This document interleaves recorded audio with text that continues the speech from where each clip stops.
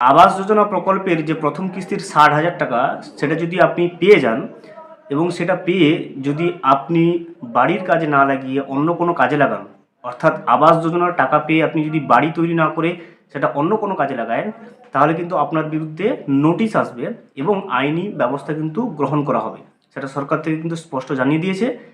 তো আবাস যোজনার বাড়ির টাকা পেয়ে যদি আপনি সেটা বাড়ি তৈরির কাজে না লাগিয়ে অন্য কোনো কাজে লাগান, কি কি আইনি পদক্ষেপ আপনার বিরুদ্ধে নেওয়া হতে পারে সেই সম্পর্কিত আপডেট কিন্তু চলে এসেছে সরকারের পক্ষ থেকে। সেটাই কিন্তু আমরা আজকের এই ভিডিওতে জেনে নেব। ভিডিওটি শুরু করার আগে ছোট্ট একটা অনুরোধ, যদি চ্যানেলে নতুন হয়ে থাকেন অবশ্যই চ্যানেলটা সাবস্ক্রাইব করে রাখবেন, নোটিফিকেশনটা অল করে রাখবেন এই ধরনের সমস্ত আপডেট সবার আগে পাওয়ার জন্য। চলুন আমরা স্ক্রিনে গিয়ে দেখে নেই যে সরকার থেকে কি বার্তা দেওয়া হয়েছে যারা বাংলা আবাস যোজনা প্রকল্পের বাড়ি পেয়েও যদি বাড়ি তৈরির কাজে না লাগিয়ে অন্য কোনো কাজে লাগায়, তাহলে কি কি আইনি পদক্ষেপ নেওয়া হবে সরকারের পক্ষ থেকে, সেটা কিন্তু আমরা স্ক্রিনে গিয়ে এখনই জেনে নেব। আবাস যোজনার টাকা পেয়েও যদি আপনি বাড়ি তৈরির কাজে না লাগিয়ে অন্য কোনো কাজে লাগান, তাহলে কিন্তু কি কি আইনি পদক্ষেপ আপনার বিরুদ্ধে সরকার নেবে সেটা কিন্তু আমরা এখন এই রিপোর্টের সাহায্যে বিস্তারিতভাবে জেনে নেব। আবাসের টাকা পেয়েও নির্মাণ কাজ না শুরুর অভিযোগ পরিদর্শনে চেয়ারম্যান। আবাস যোজনার টাকা পেলেও শুরু করা হয়নি নির্মাণ কাজ, অর্থাৎ আবাস যোজনার টাকা পেয়েও কিন্তু নির্মাণ কাজ অর্থাৎ বাড়ি নির্মাণের কাজটা কিন্তু শুরু করেননি।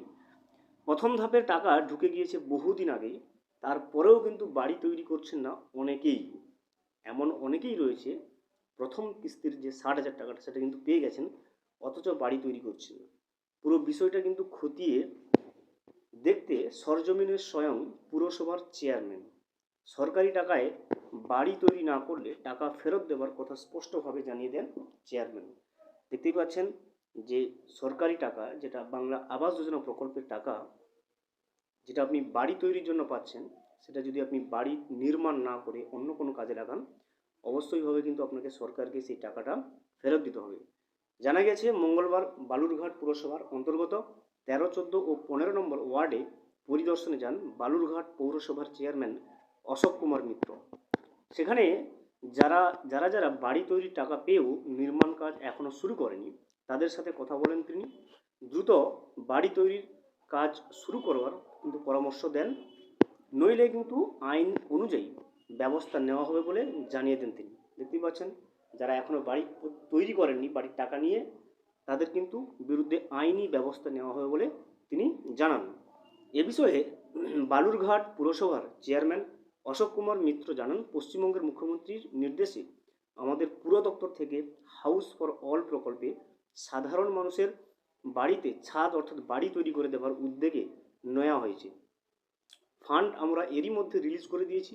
সব মিলিয়ে 70 কোটি টাকার প্রজেক্টের মধ্যে কিন্তু আমরা 68 কোটি টাকা কিন্তু রিলিজ করে দিয়েছি। সম্প্রতি বালুরঘাট পুরসভায় আসা 2 কোটি টাকার মধ্যে প্রায় পৌনে 2 কোটি টাকাও কিন্তু আমরা রিলিজ করে দিয়েছি। বালুরঘাট পৌরসভার 25টি ওয়ার্ডের মধ্যে যে কাজগুলো চলছে সেগুলো ঠিকঠাকভাবে চলছে কিনা সেগুলো খতিয়ে দেখা হচ্ছে।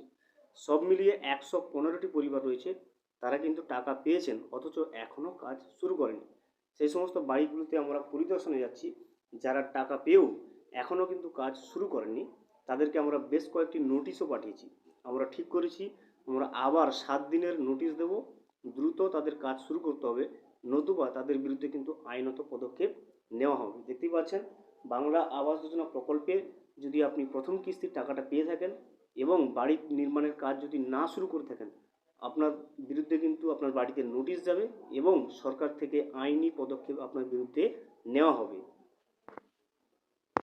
ভিডিওটি সম্পূর্ণভাবে দেখার জন্য অসংখ্য ধন্যবাদ। এখনো পর্যন্ত যদি চ্যানেলে নতুন হয়ে থাকেন এবং সাবস্ক্রাইব না করে থাকেন, অনুগ্রহ করে চ্যানেলটা সাবস্ক্রাইব করে পাশে থাকবেন।